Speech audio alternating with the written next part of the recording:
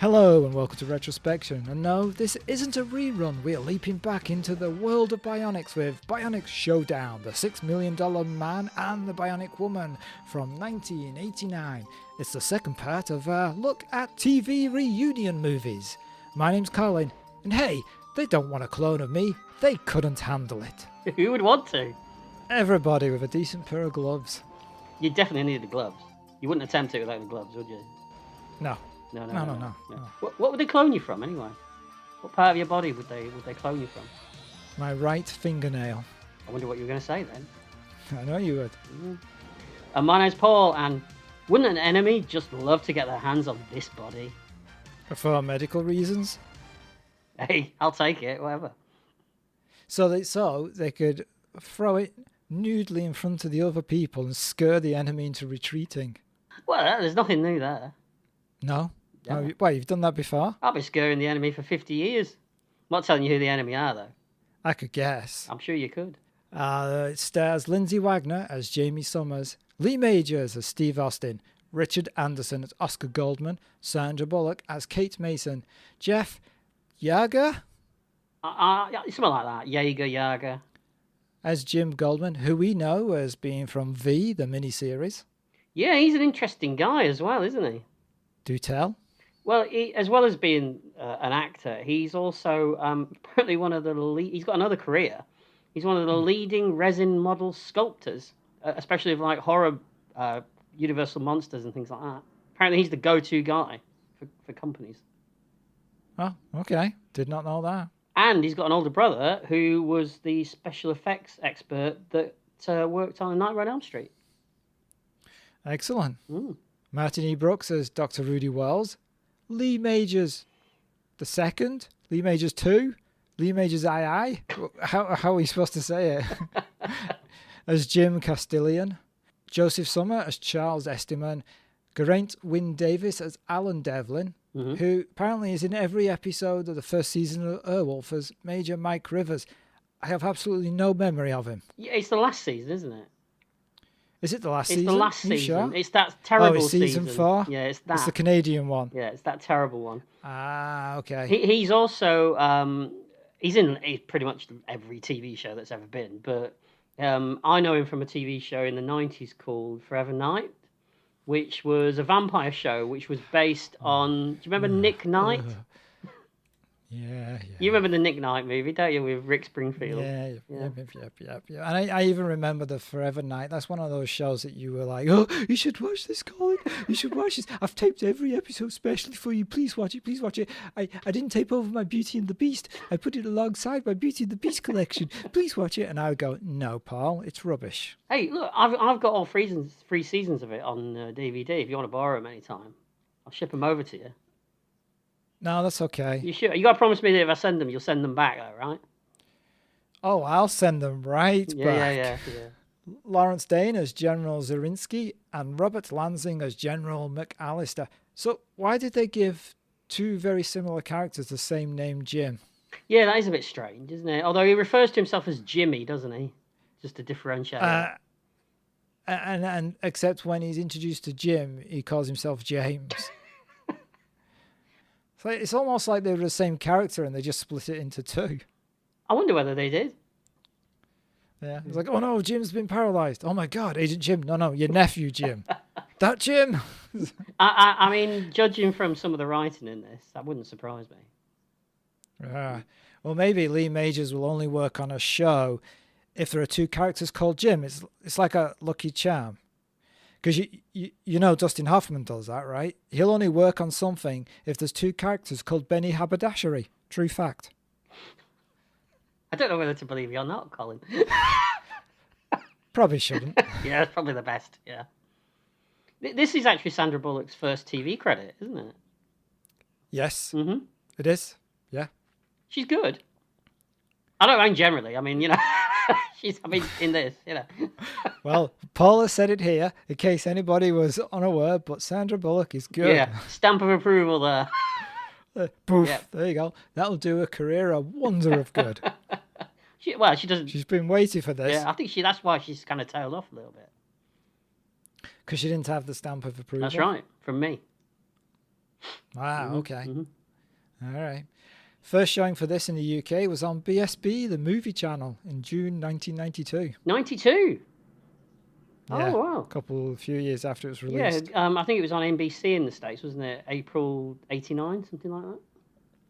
Yes, yeah. Like other Bionic TV movies, the first one, for example, they hoped this would be a pilot for a new series. It wasn't. Yeah, it's got that in common with The Man from U.N.C.L.E. that we did last time. Yes. Yes, well, Richard Anderson had like a strange deal where that he could do these TV movies, and if they didn't make it into a series, he was allowed to do another TV movie. Ah. And he had like a certain number that he could do. I don't know why he had this power, but I guess he was a big shot at the time. Maybe, I guess he was, yeah. I mean, he was quite a big TV star, wasn't he? Yeah, Yeah.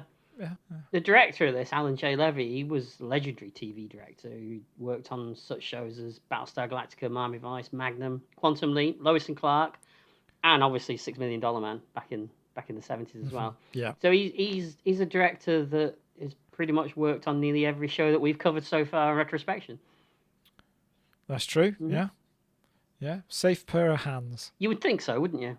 This really only briefly mentions it, but the first reunion movie established that Steve Austin had left OSI and started a boat service. See, I didn't get any of this because I haven't watched the one previous to it yet. Ah, okay. They only mention it briefly in that they go to his boat at one point, but they don't mention that that's his actual job. Oh, right. Well, I hope he's not planning. I hope he wasn't planning on it being a job in the future because, it doesn't stick around. Yeah. No. But it seems like an odd choice. Wouldn't he have done something to do with aircraft? Being an astronaut and a pilot. Yeah. Yeah, you would think so, wouldn't you? Maybe he's sick of planes by that point. Right, yeah. And Jamie she's like a psychotherapist for OSI agents that come under stress and pressure. That's what she does now. Which that one I can totally see. Yeah, because she's always the kind of touchy-feely one, wasn't she? Well, I was going to say teacher. I was going to go that way. Yeah, well, you don't want to be touchy-feely if you're a teacher, do you? I mean, No, that's true. Oh, no. Hold it in, Colin. Hold it in. Don't let it out. I'll only have to cut it out. You know I will. You don't know what I was going to say? Oh, I can imagine. Yeah. I'm leaving that bit in, though, because that was funny. I was going to say, I've known a few teachers who I wished were touchy and feely. I know you have, yes. So, do you have any more info? There's not a lot out there, is there? I was trying to find what the budget for this was, but can't find it anywhere, which is weird, because I could find the budget for the Man from U.N.C.L.E. movie. Right. But not this. And I could find the budget for the movie that came out before this. The Return one, or whatever it's called. But this is a secret, apparently, so I don't know. Oh, okay. Let's say lots of money then. What, you reckon? All right. Okay. So the opening credits are various clips from the TV show and from this movie. Music's a bit rubbish, isn't it? Oh, what is it with all these reunion movies having like awful music? I don't know. Because we talked about it when we looked at Man from U.N.C.L.E. And then I don't know if you remember a couple of years ago when we did the Knight Rider movie. Mm-hmm. That had terrible music as well. Why can't they just keep the theme tune? There's nothing wrong with the theme tune. No. But you've got to jazz it up and make it all 80s. Yeah, but they don't even do that with this. It's not really the theme tune. It's got bits of it, I suppose, here and there, but... And it's Bill Conti. It's Bill Conti as well. So it's not like... He's no slouch. No need to be rude about the guy. But it should be better than this. It's like something... It sounds like a game show theme tune. Yeah, it does. Yeah. So we get armed men in a helicopter flying over DC, and we open on a gala event for the World Unity Games at the Pentagon. Doesn't look like the Pentagon. It looks like a high school auditorium. It does a bit, doesn't it? I think it has a stage, doesn't it?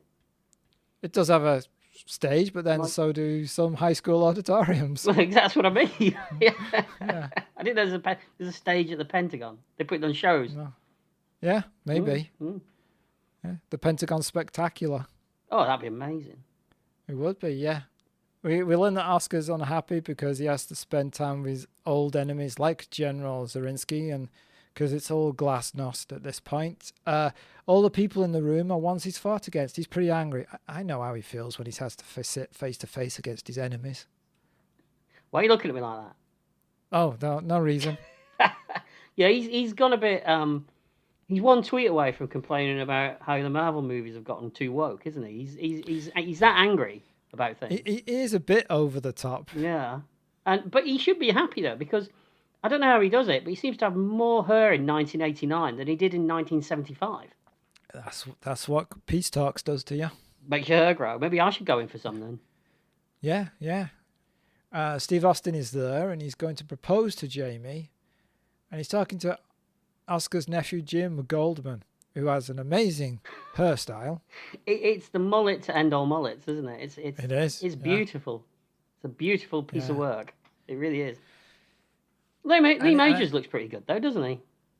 What? Lee Majors looks pretty good in this though. Yeah, he does. Yeah. Considering he's probably in his mid-50s at this point now. Yeah, probably about that. Yeah. Jim's training for the World Unity Games, which Steve is organising security for. The other Jim appears, and he knows about the wedding proposal. Everybody knows about this wedding proposal. And then we meet General McAllister, who's we're led to believe he's the bad guy, because he's the one who wants to come in, get rid of Goldman, shape up the OSI, and change the rules, and kind of take over. And Lansing's just doing his best control from the Equalizer in this role, isn't he? He is, yes. There were moments where I actually thought I was watching the Equalizer because he was playing it exactly the same. I was just wishful thinking. Oh, right. Okay, yeah, I suppose, yeah. Yeah. But when Steve is just about to pop the question to Jamie, a masked intruder wearing a Nixon mask breaks into the building, steals secret information, and this intruder seems to have bionic powers, right? Because there's gunfire, the helicopter lands, and he's throwing people around. He throws Goldman through a window. And then I hear someone yell, "Don't let him take off." No, really? Yeah. Oh, I was planning of just letting him go. It was shot kind of confusingly as well, because you just see people go flying through windows. You don't actually see him pick anyone up and throw them. But they do a bionic noise. Oh, I must have missed that. Was there an old-fashioned bionic noise? It's kind of a reworked bionic noise. All right, okay. The next day, we're introduced to Kate Mason, who's played by Sandra Bullock. She's watching videos of herself when she was in a wheelchair, right? So she was been in a wheelchair since she was 6, but if this bionic operation works, she'll be able to walk again. I actually think that she's pretty good in this, Sandra Bullock. Yeah, I think so. And this scene with her and Jamie, where she's having a little bit of a heart-to-heart, and you get a lot of it. It's a very exposition-heavy scene, isn't it? Because you're finding stuff out about Kate. I thought Lindsay Wagner was excellent in this. She's quite naturalistic in her approach to it. I always found Lindsay Wagner, her acting is strange sometimes. Yeah, it's kind of like she can't be bothered, isn't it? Yeah, it's not bad. It's just, it's almost like she's making it up as it goes along. But that's good, right? That's a very natural way of doing it. Yeah. But it's, I guess it's more noticeable because nobody else is doing it. Yeah, because in the scene, everybody else is doing TV acting. Yeah, they're just doing their lines. Yeah. Yeah, but I really like her. Yeah, I've just watched all of the Bionic Woman. I really like her in that. So, what did you give Rudy Wells explaining what this what was it? Bones that stretch or something? Something like that. And there's a nuclear capillaries and because her bionics aren't like the old bionics, are they? They're actually like grafted onto a blood vessels and arteries and things, aren't they? And they put them all in, but it doesn't work until they do this final piece that triggers it all. Gotta say though, I mean, the thing I always liked about $6 Million Man and Bionic Woman was that even though it's all nonsense, and it is, isn't it? It's nonsense. Well, yeah. It's always presented in a way that seems plausible. Right. Right. And I always like that they set up these rules, like Steve Austin can do this, this, and this. That's it. And they don't like invent something new every week. You know, like Knight Rider, Kit gets an extra gadget that just happens to be useful that week. They never did that with Bionic Woman or the $6 Million Man. They had the fixed things that they could do, and they stuck to it. He never turns into Inspector Gadget, does he? No. Although, wow, that would have been good, wouldn't it? He does wear the Mac in this. He does. He actually does. Yeah. I was quite disappointed in his clothes in this, though. I mean, he's gone from looking like an absolute player in the 70s to dressing like somebody's granddad. It's like an upmarket Columbo. It is, isn't it? Yeah. I mean, he's wearing a. It'd have been better if they'd left him just wearing all his gear from the 70s. Massive collars and. Yeah, fleurs. Everyone's moved on except him. And Kate's like, Jamie, you probably should tell Steve that this stuff isn't in fashion anymore. And she's like, oh, no. Have you seen his kung fu grip on those fleurs? They'll never take him off him. You'll never get away with it alive. So he's just there spotting all the chains and stuff. Well, it would be difficult to prise it out of his hands because he's got that lever in his back that you can press really hard and make his hand move, can't you? That's true, right? And a giant hole in his head.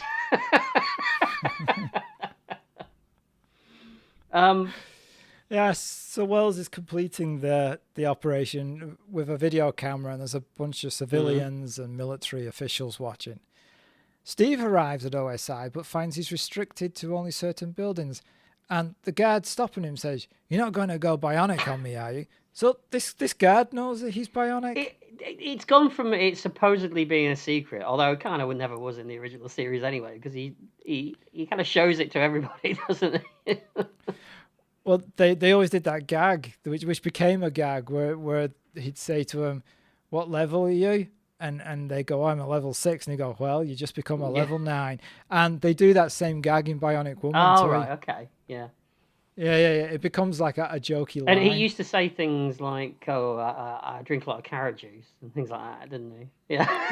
Yeah. But no, everybody seems to know about it. Yeah. But they've frozen him out, haven't they? They've frozen him out. He's not allowed in there anymore. Yes, well, he's technically he's left, right? Yeah, that is a good point, because it's kind of like an old employee turning up. It's like just trying to walk into the back of somewhere, and like, what are you doing? Yeah. It's like if our price reopened and just found you sitting at the counter, munching a sandwich. Bit like back then, really, isn't it? Yeah. Flipping through Duffy CDs, the original Duffy, Bloody not hell. the new Duffy. The 90s Duffy, not the new Duffy. The Britpop Duffy. That was a deep cut there. Yeah. I know, right? I could have mentioned Strangelove, Oasis, Blur, Elastica. You went with Duffy. Pulp. No, it's just the way I'm sat. I could have gone Menswear. Could have gone for any of the Britpop bands. My Life Story. He finished. He's going for your CD collection. Yes, CDs. Oh, yeah. Yeah. From 93 to 99. The glory years. I remember. Yeah. Back in the lab, the procedure is complete, and Kate stands, and then she walks. I did always liked in the original show, and they do it in this. They do touch on like the psychology of the patient. What would something like this do to somebody? They do it. Well, I say they do it in the original show. They do it in the pilot, and then they forget about it. Like, I don't know, but. They do it again when in the $7 Million Man episode where the other guy gets made bionic. Yes, and he goes a bit nuts, doesn't he? Yeah. And they did it again with the Bionic Boy. That's right. Yeah. Mm-hmm. And I guess they touch on it with the Bionic Dog in the Bionic Woman episodes. Yeah, I suppose. Yeah. So they do it a lot. So fuck it. Yeah. Boy, you've never been so wrong. No, move it on. I've been wronger than that. Wronger? Fucking word was that? Wronger. Jesus. You want to say that again? I've never been more wrong. I have been more wrong. Oh, whatever. Yeah, you are. Yeah. Whatever. I'm not even drinking. Jesus. You sure? Maybe that's it. Maybe you need to. I do. I think about maybe you have to keep it like a base level. That might be what it is, Of intoxicity. Yeah, I think that might be the answer. Yes. Yeah. She accidentally squeezes a man's hand too much because she doesn't know her own power. And she dents the chair when she pushes herself out of it as well, doesn't she? She does, Mm-hmm. yeah. That's a grip. Yeah. Yeah, you'd like that, wouldn't you? Sandra Bullock gripping you like that? Gripping me what? Gripping you like that. Oh, yeah. Okay. Yeah. Mm. Steve wants to know why his security has been lessened. I mean, it's obvious. He no longer works there. That's a stupid question, Steve. Mm-hmm. Oscar says that the intruder was bionic and knew where the security keys were, but there's only 4 bionic humans. Steve Austin, his son, Michael, and Jamie. Kind of forgot about the guy that they made bionic who went crazy, and they've forgotten about the bionic boy. But technically, I suppose, because at the end of the episodes, they have their strength lowered. They do. They turn them down, don't they? Yes, so maybe it doesn't count. I'll let that slide. Okay. It's not that the writers just forgot about that. Yeah. We'll let it slide. Yeah. Steve is not sure that Kate only just became bionic. Mm-hmm. Actually, no, it's not Steve that says that. It's the general, isn't it? Oscar. Is it Oscar? Oscar is not sure. No, Oscar says it. Yeah, Oscar is not sure that Kate has only just become bionic, and they could have been activated by another computer.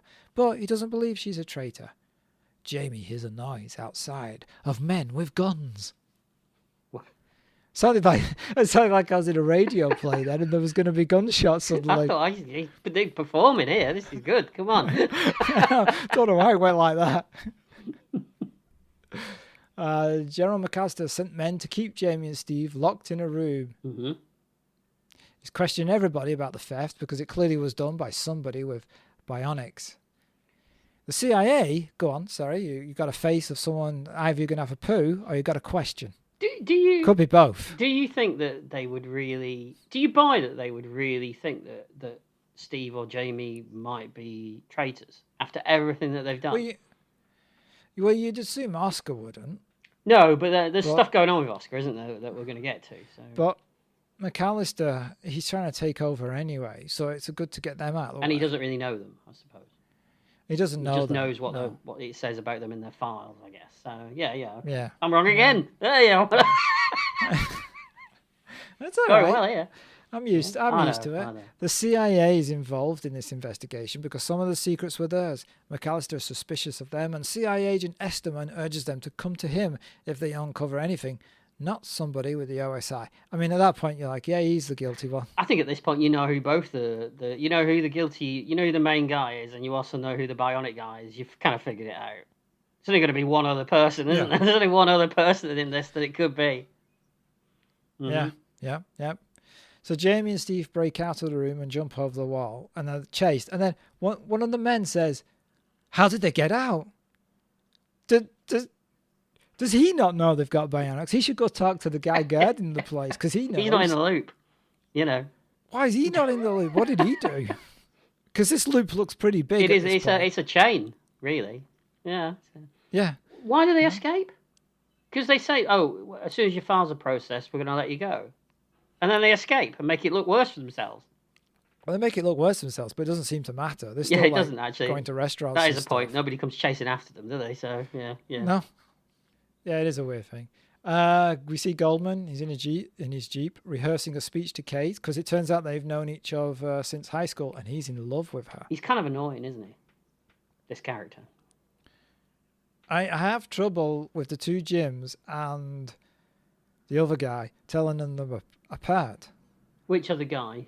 The bionic guy? Yeah, the bionic. Oh, sorry, I let the cat out of the bag there, didn't I? Just ruined the whole episode. Well, thank you for listening to Retrospection. I'll fix it. No, I won't. Devlin, you're talking about, aren't you? Devlin. Yeah. Yeah.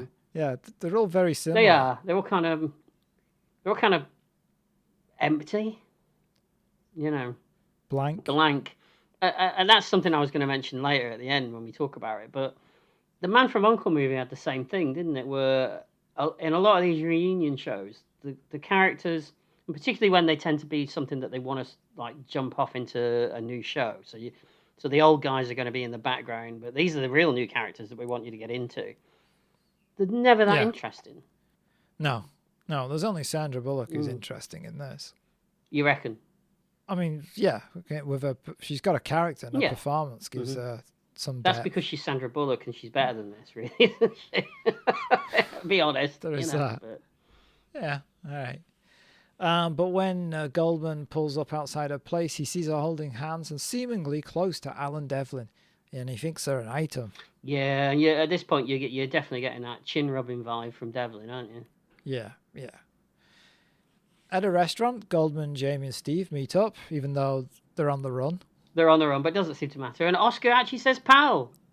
He does, yeah. Yeah. I was like, woo! Yeah, he said pal. Because he says it in every episode, doesn't he? So. Well, at least he didn't call Jamie babe, which he does in every episode of The Bionic Woman. It was the 70s. It was fine, you know. Goldman says that one word has turned up in their investigation. Ballcock. Actually, it's Volkov, but it sounded like Ballcock when I heard it the first time. I thought he said Bullcock as well. Yeah. It's like he should look in the toilet. That's where it'll be there. Yeah, that's where it's got. Yeah, it's got to be. Yeah. Goldman takes nephew to Austin's boat. A bomb is planted on it. Jim Goldman is on it. As Steve, Oscar, and Jamie arrive, the boat blows up, throwing Jim clear but hurting him. He's alive, but in a bad condition. How did it throw him clear? I'm pretty sure he was standing right on top of where that explosion went off. Let's think about how we can explain this. Go on. Maybe he was standing on a really thick piece of decking, and the decking pushed up into the air, and he was on top of it like a spring. What about all the fire? Yeah, but he was faster than the fire because the deck went first, and then the fire was behind it. Okay. And then he hit the water, putting out the fire. Okay, plausible. I'll take it. I mean, it doesn't explain any of that, does it? But No. So he's paralysed, right? Apparently. That's what we led to. Yeah, apparently. That's what we led to believe.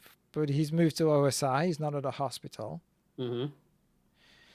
Steve says the bomb was meant for him, but they can use bionics to make Jim better. But General Control, that's what I'm going to call it from now on. Are you going to call him? Okay. He won't authorise it. No, and Goldman loses his rag. Mm-hmm. He does. Literally. And resigns.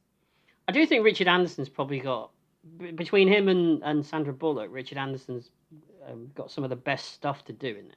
Because they both get scenes where you can moat in them. Yeah, and he's got interesting stuff to play and kind of stuff he's never really played as this character before. And when you think about it, I mean, I know it's the $6 million man and the Bionic Woman. They're not really in it that much. They're hardly in it at all. That's another problem that I've got with it. Yeah. Which I guess is a product of the fact that it was meant to be a pilot. Yeah, I think so. Yeah. Which I guess Richard Anderson was like setting it up so that he would be in this new series as well, right? Because he'd be Kate's. Yeah. He'd be their boss, wouldn't he? And I think that probably what the plan was, that he would be their boss. They would be the two people going off doing stuff. And Jimmy would be her sidekick because she's the bionic one, isn't Yeah. And then occasionally, when ratings were dipping, they'd probably bring in either Lee Majors or Lindsay Wagner as a special guest in an episode or two. Yeah. You know. Yeah, I agree with that. Later, Alan is walking with Kate. They're talking about Oscar and his resignation, and he says, "Oh, Oscar's a security risk, and if he contacts Kate, she should tell him." Yes, because he's trustworthy. Yeah. Kate visits Goldman. This scene's a bit weird because he's bitter because he's paralyzed, but he's not paralyzed. So why is he acting like... We don't know that yet, though, do we? I get what you're saying. I get what you're saying. Yeah, I know. It's it works dramatically, but it makes no sense when you get the payoff to the fact that he's not really paralyzed later in the movie. Right. Yeah. And she's like, "Oh, there's that Jim's sardonic wit." And then when he makes jokes later, she gets angry that he's making jokes. Yeah. She gets over it pretty quick, though, really. Yeah, but make your mind up. Do you want his sardonic wit or not? Are you suggesting that there's inconsistency in this? I just thought it was an odd scene. It is an odd scene. I mean, she plays it very well because, no offense to Jeff Yeager, but she acts him off the screen. I mean, he's... Oh, yeah. He's not good, is he? Really? Well, you know. I mean, you could argue that he's not really got anything to work with. You could argue that. He's a one-note character. Yeah. Steve meets Jamie at the restaurant. They're really making the most out of this restaurant. Is this what they did? I mean, they probably shot this in a day, all the restaurant scenes. Yeah, just bang all those scenes out with them and then done. Yeah. And like we said, they're not in it much, and we're about halfway through this now. Yeah. And yeah. they've not done anything really, have they? No. So they find out that Oscar's in a bar. Mm-hmm. Oscar is drunk, unshaven, and picking up women. Did you have flashbacks to your own life? You beat me to that, didn't you? You knew I had that, didn't you? Yeah. Yeah. No, I didn't, Colin. Okay. Even if he's drunk, it's a bit harsh of him referring to Steve and Jamie as cyborgs and robots, isn't it? Because don't they have an issue with that? They do, but I suppose from his point of view, he's. I mean, we can't spoil it, can we? Because I would imagine everyone, if you're listening to this, you've seen it. So yeah, he's faking this, isn't he? So he's not really drunk. I don't think so. You don't think he's really drunk? No, I think he's ramping it up. You sure he's not method acting? No, if it was me, yes. Wait, he must be drunk because we see him afterwards, like, Jamie has to put him to bed. But he's selling it for them as well, isn't he? Why would he have to sell it to them? Because they're not in on it, are they? They don't know that he's... Oh, okay, then we have a difference of opinion, which is going to be interesting in a second. All right, okay. Because you're wrong. Am I? Again? I think you are. All right. And I'll explain why. All right. So just as trouble is about to start, Steve and Jamie get him out. Mm-hmm. It's nighttime, and Jim Goldman is in Oscar's office going through the files, but it turns out he's in the wrong office. He's in McAllister's office, and McAllister finds him, tells him that his uncle has resigned, and that it's possible that he's gone to the other side. He's dead? No, the Russians. And they're trying to find him. Yeah. Okay. Whose house are they at?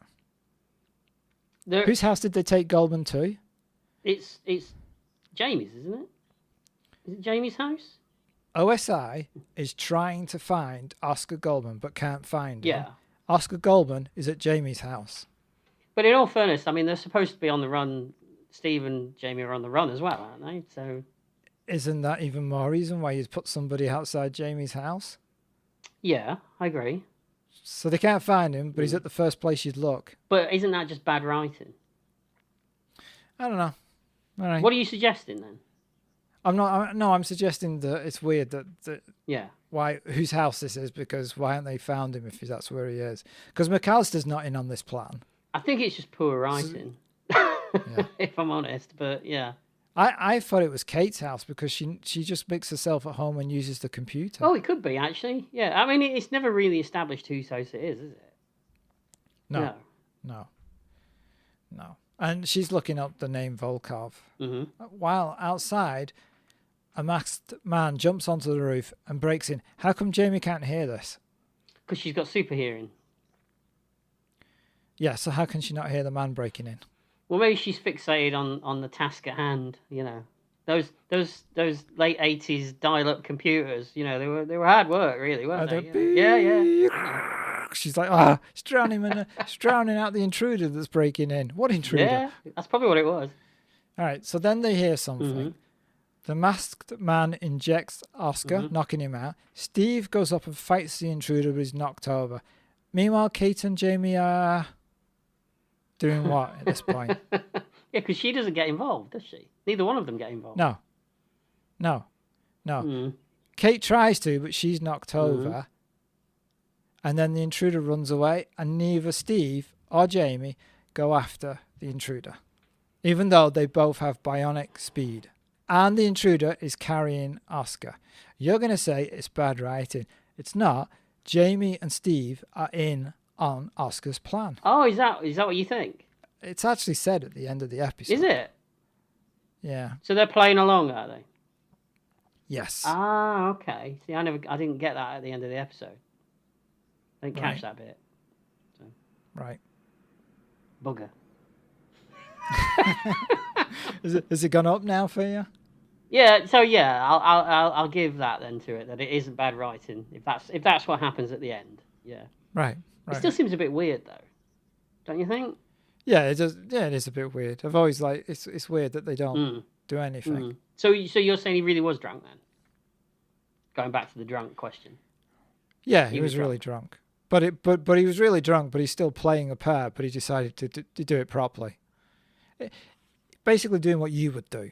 What would I do? Well, if someone said to you, you got to pretend you're drunk, you got to pretend. Watch me. Yeah, you're probably right, actually. Look. I'd hit it with a bionic further. I would. You would? Yeah. He's drinking from the vicar's hat again. I'm glad you said hat. I wonder where you were going with that. Well, this is the clean version. Right, okay. We're doing an after dark episode. Yeah. Yeah. So I have to say I did like the new bionic effects when he's running and jumping. This guy. You like the streaky effect? Stuff. I like that. So you prefer that to the slowing everything down? I did. I thought it worked. No, and I like the addition of the sound effect of the Battlestar Galactica thrusters whenever he was jumping or running fast as well. Okay. That was an interesting, nice touch, I thought. Oh, all right.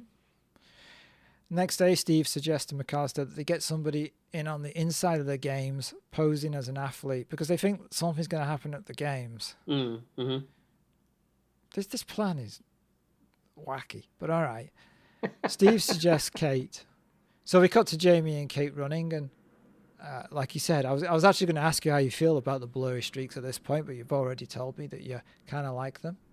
What I didn't like was the over-reliance on soft rock tunes. Well, I say tunes, it was the same tune used about 4 or 5 times. Did you find out who that song was? No, I didn't look. Okay. No, right, but I have no like urge to look, to be honest. Okay. And the running scene with Kate and Jamie is interesting because it's a callback to when Jamie and Steve used to go running together in the early days when she became bionic. Yeah, I remember that. Mm-hmm. Yeah. So she does agree, right? Mm-hmm. And Jimmy wants to pose as a trainer as well, doesn't he? He does, yes, because he wants to be close to her. Who wouldn't? I mean, to make sure she's safe. Not that she needs anyone looking after her, because she's bionic. She'd kick your ass, pal. She would. I know. Yeah. Sorry. That was yeah. Not the correct response. No. Move on. Oscar wakes up. General Zarinsky has him, and I like Goldman just punches him. It's a good punch. Comes out of nowhere as well. It does, yeah. It's a good one. He's still got the there's move. a better one. There's a better one later that he does, but this one's good. Mm-hmm. He tries to escape, but shock. We didn't realize this. It's Esterman, the CIA guy. He's holding Goldman in Toronto near the games because we just worked out that this whole thing is filmed in Canada. Apparently, it was the first time in that history of the show that they've ever filmed outside of the States. Oh, all right. Saves a few quid, I guess.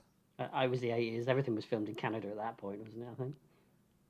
Yeah. Well, Late 90s, 80s, I guess. Early 90s. Yeah. Esterman doesn't want Glasnost to happen, so he can keep selling weapons and wants the bionic tech. Mm-hmm. Back at the park, the other Jim is walking through. He wants to tell Kate something, but Goldman wheels in. Kate is angry. She wants him to stay out of her private life. I don't understand. Is Kate in love with Goldman or is she in love with the Devlin? Which one is... Well, in this scene, she's really receptive to Devlin, isn't she? Yes, and then switches it later. Yeah, it's just this one scene, though. Yeah. Is she in on it as well, then? No. She's not in on it. Did you not see the whole scene where Jim Goldman tells her what's going on? Were you asleep? I must have blanked that one out, yeah. We'll get to it. All right. Goldman is playing cards with Esterman, but then reaches across the table and chokes him. Yeah, that took me by surprise, because at this point they're supposed to think that he's going for it, that he's going to help them. Yeah. Yeah. He just grabs him by the throat and squeezes. Mm-hmm. I thought that was great. Yeah, that was a good moment. That, yeah. But then a bionic person throws Goldman across the room, and we learn that it's Alan Devlin, and he has a device that can terminate a person's bionics. Apparently so, yes. Yeah. Not his own, though. just whoever he shoots it at. Well, it's a little laser thing, isn't it? Yeah, I didn't expect it to be a laser. No. It didn't look right either, did it? No, because we see Kate heading home across the park when some men attack her, and one of them fires this device, and yeah, it's lasers. Also, did you notice the blue crash mat? I didn't. You didn't see the blue when she throws one of the guys. He goes flying through the air, and there's a blue crash mat, and he lands on the crash mat. I mean, unless the park has soft furnishings around for maybe it's a yoga event that was setting up for the night. Maybe it was, yeah. Or someone left it there, after done a little bit of aerobic. Downward dog. Yeah. All right. Jim turns up and starts fighting. It turns out he can walk. Because he's been pretending. He should have. When she looked at him, he should have gone, "I'm cured." So Kate is annoyed that Jim lied about being paralyzed, but this was Oscar's plan for Jim to fake being paralyzed, and the whole taking Goldman hostage was part of the plan. And Steve and Jamie know. The only person who didn't know was Kate. I remember the whole conversation about him not being paralyzed, but I must have blanked the rest of it out because I don't remember him explaining anything else about everyone knowing about it. Oh, right, okay. Yeah. Okay. He had to be convincing, so even Kate wouldn't know about it. And then she kisses him. Yeah, they have a bit of a smooch, don't they? Yeah.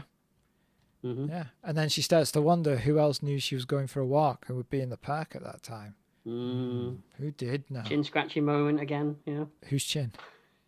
Whoever you like. Okay.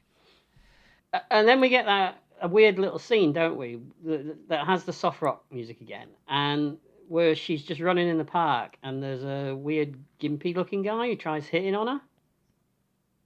Oh yes, yeah, right, and then she just outruns him. I mean, it's there for a fun, jokey moment where she gets to, surprise him by using her powers, but I'm not sure she gets the whole spy thing, does she? No. But and also, is it supposed to just remind you that she can run fast? I mean, we've seen it multiple times at this point. Yeah. We don't need another reminder. 80s TV, though, did things like that, didn't they? Yeah. I guess. Because when the games begin, we learn that she's in the 400 meters event, but she can't use her bionics. No, even though she wants to, because one of the other, are they, what do they call them? Contestants? Are they contestants? Oh, this is interesting. What do they call them? I'm letting you work this one out. It's not contestants, is it? What are they called? Competitors. Competitors. That's the word. Yes, competitors. Athletes. Athletes. Yes. I'm not big into. Clearly. Yeah. I think we should call them contestants from now. What are the other contestants? Who's apparently she's a Russian one, isn't she? Yeah. Yeah, but she's not that fast. She's not that fast. No. Oh, very good. No, she's not Russian. Very good. I just got that. I had to double down because it clearly didn't get it. Yeah, I should know better, shouldn't I? Yeah. She kind of rags on her a little bit, doesn't she? Mm-hmm. She does. Yeah. Kate spots some KGB people in the audience. Meanwhile, Steve and Jamie are trying to figure out what's going on, and they go to the communication center. They get a message from Oscar, and he explains what's going on, but he's under duress. But meanwhile, he's tapping out a message in Morse code with his pen. I like this idea that he does that, because Jamie could pick up the Morse code. This plan, though, is a bit wacky, because it all hangs on the fact that Oscar hasn't just got his head blown off in the first 5 seconds of being captured. Yeah, that is true, but I suppose they've been through how many spots like this in the past, so...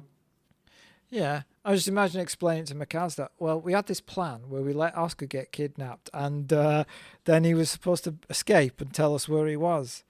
Oh, you didn't foresee they might just shoot him.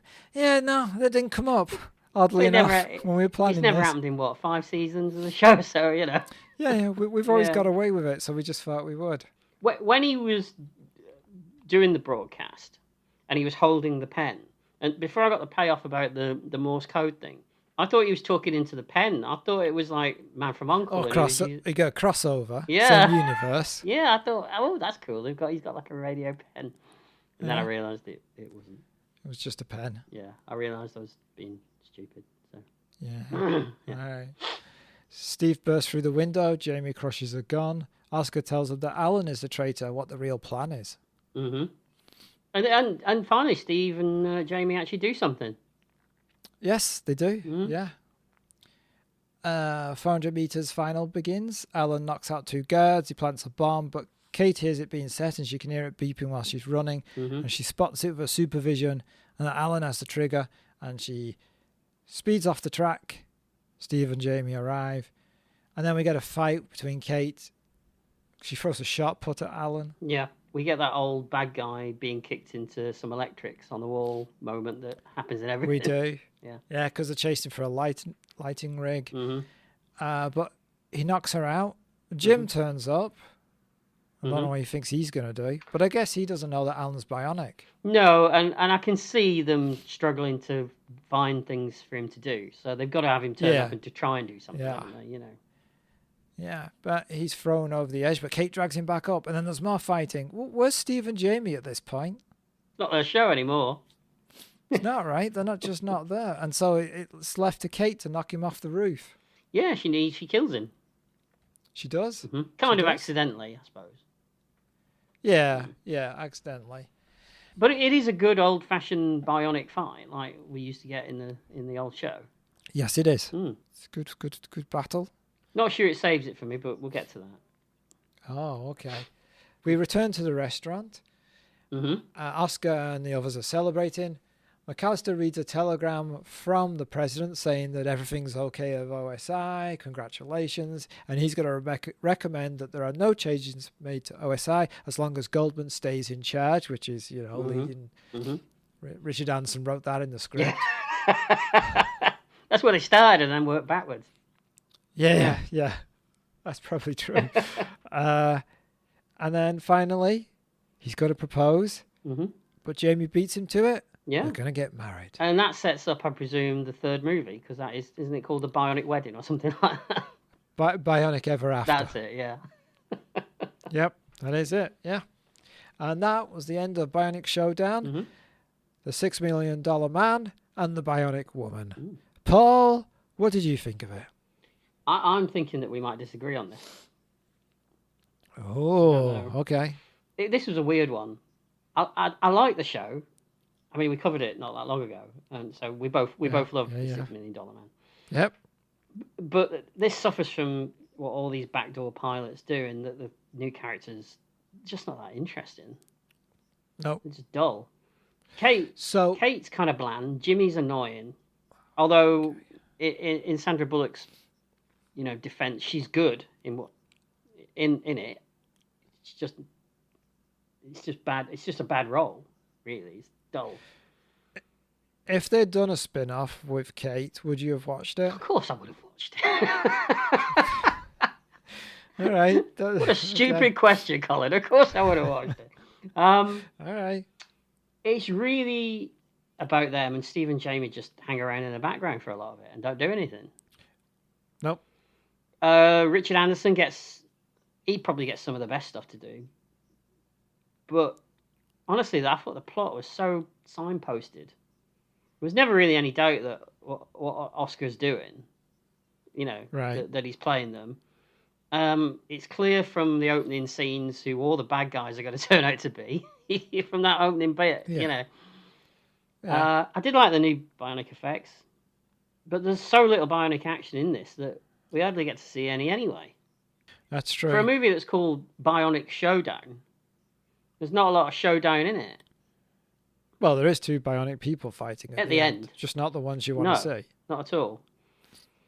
I just thought it was a bit on the dull side. Yeah. So, unfortunately for me, I'm going to have to say it's a miss. I think it started well. I like the opening scene with the helicopter and everything. I thought that was good.